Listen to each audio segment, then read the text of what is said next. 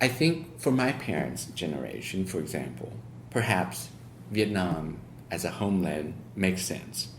For us that were young, I would say, between 5 and 10, when we left Vietnam, I would say, and I'm not speaking for the collective, but I would say that in general, my thinking is that we live in both worlds and we are stuck in both worlds and that we are divided.